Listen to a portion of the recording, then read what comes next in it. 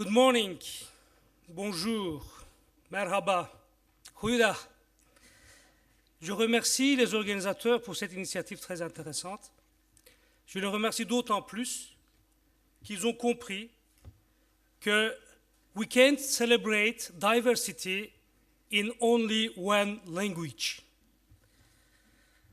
Alors, dans mon exposé aujourd'hui, celebrate the diversity of languages in multiculturalism. donc la question est de voir comment peut-on améliorer l'impact des systèmes scolaires et de formation professionnelle auprès des publics minoritaires dans des sociétés socialement inégalitaires et culturellement hétérogènes. Or, c'est dans ce type de société que nous vivons, pas d'autres. Si vous avez pris le train pour venir ici aujourd'hui, vous êtes passé à la gare du Nord et vous avez pu voir plus d'une dizaine de familles romas qui passent leur journée et leur vie, leur nuit y compris, dans cet espace avec des enfants. C'est donc dans ce type de société inégalitaire que nous sommes. Alors, dans ce cadre, quels sont les rôles des acteurs et quelles sont les perspectives et les recommandations qu'on peut leur proposer? J'ai changé mon intervention, j'avais prévu de faire autre chose, mais pas plus tard que hier, je me suis dit, je ne vais pas donner des chiffres, ils sont dans mes articles, je promets d'en donner un in English aux organisateurs pour que cela puisse arriver sur le site. Vous pourrez aller le voir. J'ai décidé de capitaliser 25 années de recherche, d'expérience pratique dans des milieux scolaires et associatifs, et de vous proposer une collection de ce qui me semble marcher en matière de celebrating diversity.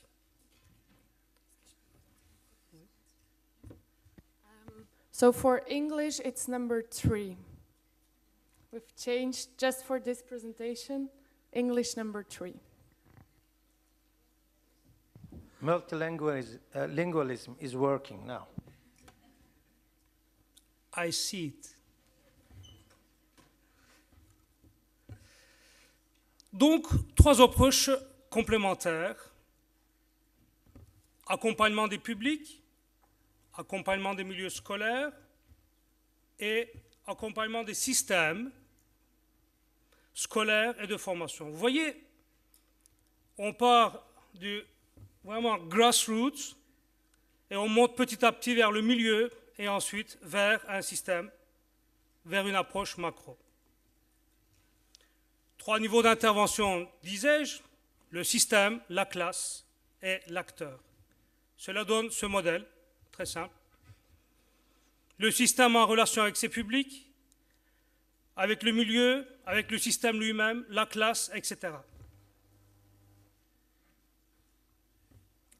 Premièrement, le système, dans ses relations justement avec ses publics. Nous sommes là dans la première case de notre tableau.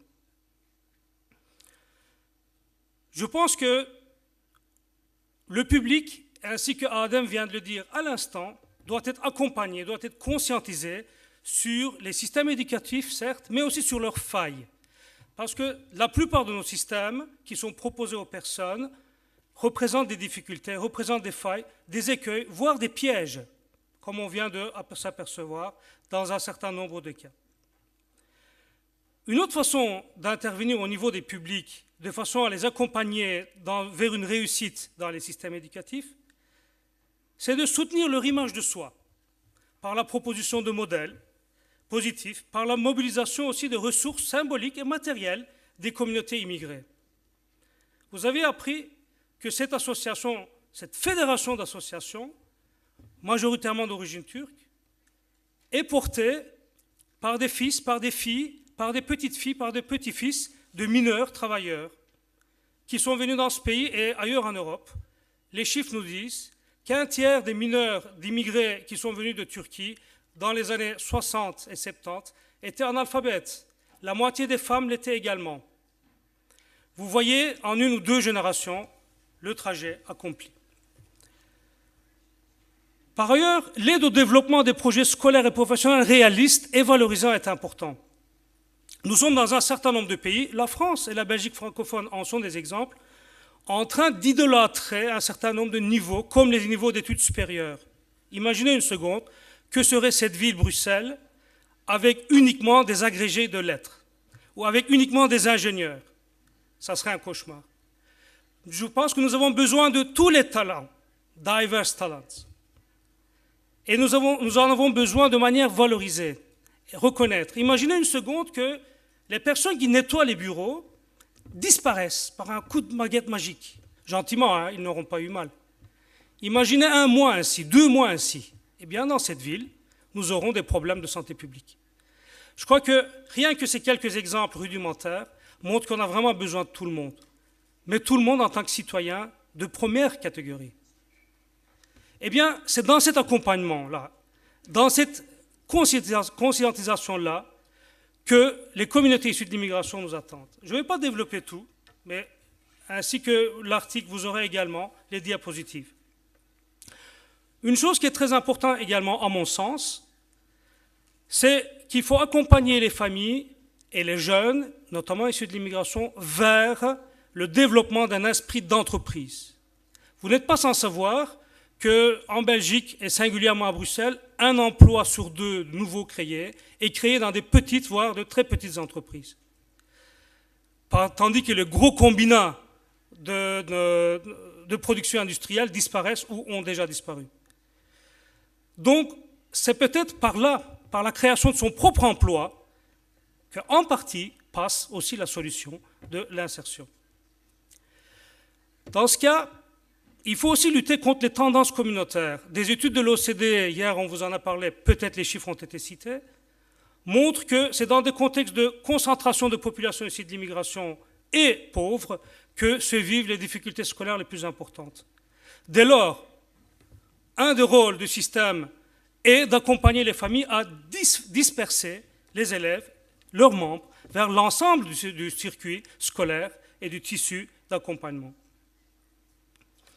Enfin, une dernière chose, je pense, très importante, c'est d'accompagner les familles de façon à leur permettre de résorber leurs craintes d'assimilation culturelle. L'école du pays d'accueil n'est pas là pour leur voler leurs enfants. C'est une crainte très réelle qui est ancrée au fond des gens, de façon, dans la mesure où ils voient leurs enfants grandir en chantant des chansons dans une autre que la leur, et ils ont l'impression qu'on est en train de les prendre et que ces enfants disparaissent en tant que sujet culturel de leur culture. Cette dimension psychologique est extrêmement importante et très peu reconnue. Il faut aider les parents à ne pas avoir peur du système. Inversement, comment accompagner les milieux et les systèmes scolaires et de formation? Là, nous sommes dans la case 2 et 3 de mon tableau. Et on poursuivra ainsi. Là aussi, il faut peut-être accompagner, je ne suis pas nécessairement le plan, il faut peut-être accompagner les écoles et leur personnel à ne pas avoir peur d'être envahis par les cultures des autres. À une peur fait face une autre peur. Et c'est dans ce contexte que nous devons agir. Ainsi, nous devons peut-être aider les professionnels à à identifier leurs bonnes pratiques, parce que ces professionnels en produisent, à capitaliser ces pratiques, à les diffuser, à tendre vers une culture de l'évaluation et de la réussite. Dans un pays comme le nôtre, un pourcentage non négligeable de jeunes, déjà en 3e année du secondaire, sont en échec. C'est comme si l'école devait fonctionner comme un filtre. Dans d'autres pays, ce n'est pas comme ça que cela va. Par ailleurs, l'école, dans un pays comme la France, engage des enseignants et ces enseignants sont formés dans d'autres écoles et certaines d'entre elles s'appellent des écoles normales. Peut-être et c'est ainsi aussi dans d'autres langues. Pourquoi une école normale? Et les jeunes qui poursuivent leurs études dans ces écoles, on les appelle des normaliens. C'est parce que quel que soit le pays, et on vient de donner l'exemple de la Norvège, quel que soit le pays, l'école est un système étatique qui est appelé à normaliser les citoyens, à les faire entrer dans un certain nombre de cases. C'est sa fonction. C'est pour ça que cela existe. Et imaginez une seconde, une société qui ne veille pas à cela. Cela risquerait de finir dans un éclatement potentiel. Cette fonction est importante, mais elle ne doit pas être une violence. Elle ne doit pas s'imposer au détriment aussi de la valorisation des diversités, notamment de la valorisation des langues et des cultures d'origine des élèves dans les écoles. Venons enfin à la classe. On peut aller assez vite ici. Pour ouvrir les contenus scolaires, justement, à la diversité, nous pensons qu'il faut privilégier un certain nombre de contenus et de méthodes, notamment la notion de l'éducation à la démocratie. Eh bien, c'est à travers des débats en classe, à travers une pratique de la négociation en classe, très rare d'après mon expérience, qu'on peut développer cela. L'éducation aux droits de l'homme. Pourquoi ne pas imaginer des recherches à partir de l'école qui pourraient aller vers l'extérieur et amener justement ce qui se vit à l'extérieur, dans la conscience de l'école, vers l'intérieur. D'autres questions peuvent être abordées, comme justement une éducation à la consommation équitable, durable, une éducation au développement, les liens nord-sud, vu que beaucoup d'immigrés, en tout cas ceux considérés comme tels, viennent en général du sud vers les pays du nord. Aussi une éducation aux migrations équitables, une histoire comparée des idées et de convictions.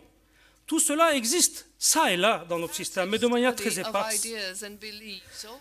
Également une chose de très importante, c'est une éducation à la communication intergénérationnelle. Il faut valoriser les parents et leurs apports à l'intérieur même des écoles. Favoriser les dialogues jeunes-parents à l'intérieur même des écoles. Or, ce dialogue-là, dans un certain nombre de communautés immigrées, n'existe pas.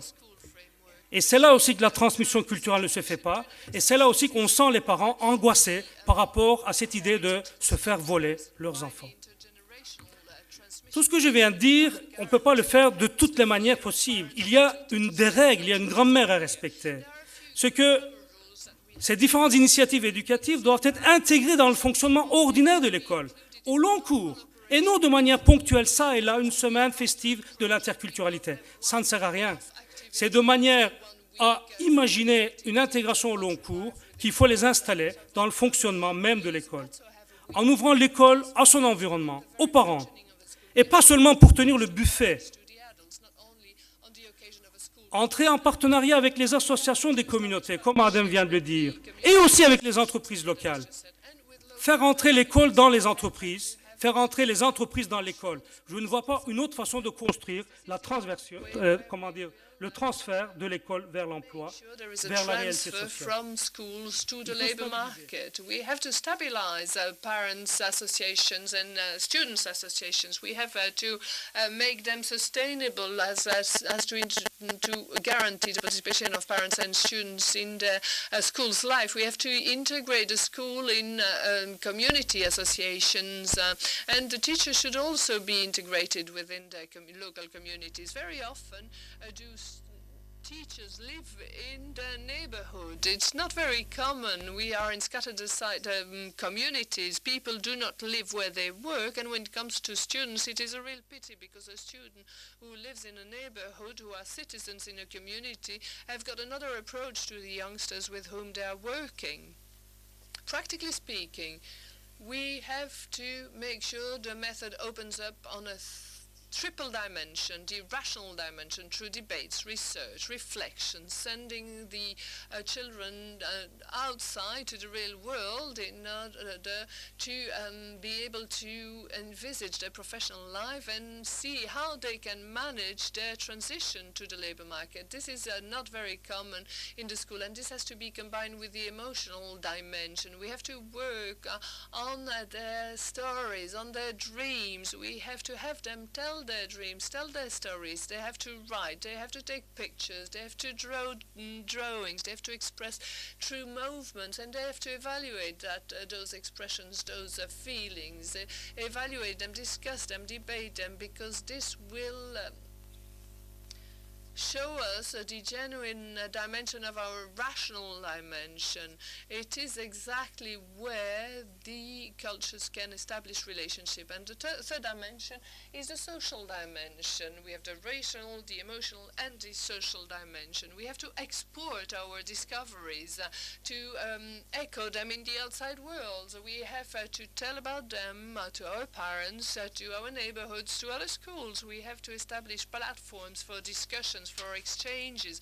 We have to negotiate, and we have to learn how to negotiate and evaluate the results. Those three dimensions are of utmost importance and are not very often common, at least simultaneously. And we are now going to the grassroots level, the actor.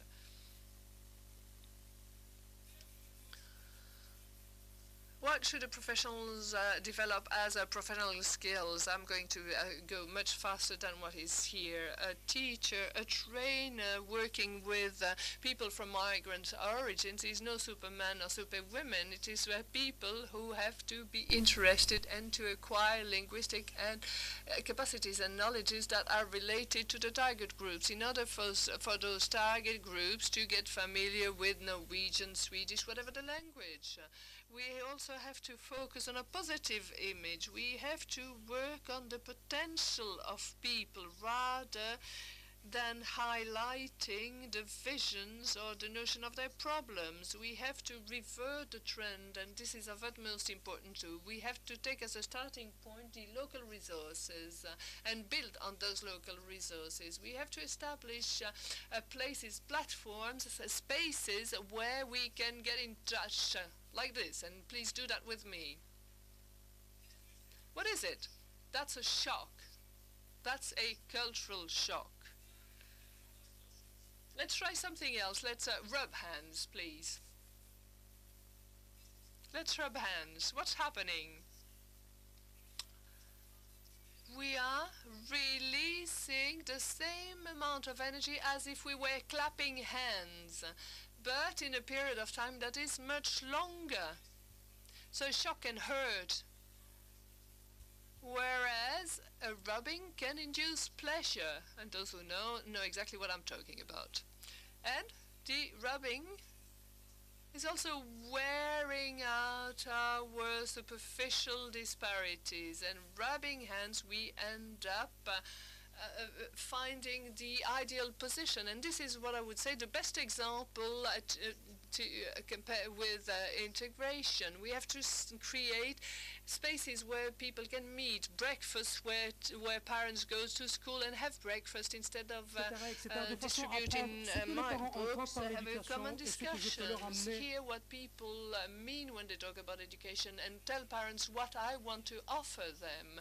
They should also be actors in the education process.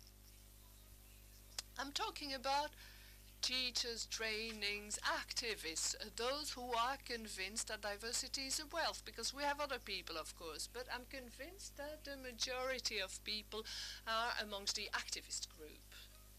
Those people have to question their surroundings, their colleagues, so have to, as a snowball effect, they have to generate partnerships within schools and outside. They have to evaluate the way they work, and they have to question the hierarchy. And this will be my last words, we have to develop a joint intercultural competence.